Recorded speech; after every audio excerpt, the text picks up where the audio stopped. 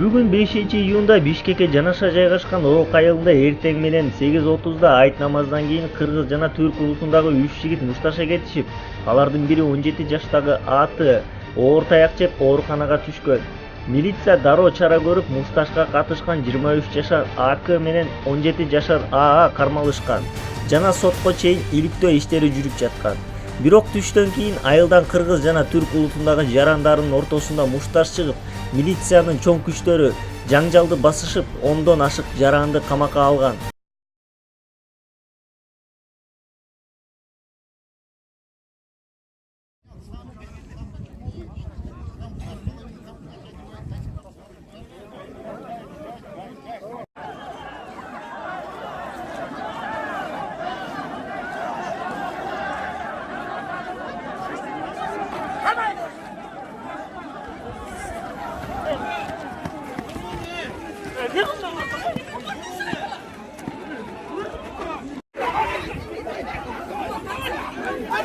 Милициялар балдарды кармап атат, биздин балдарды. Сабап атат милициялар. Камерага тартыңдар.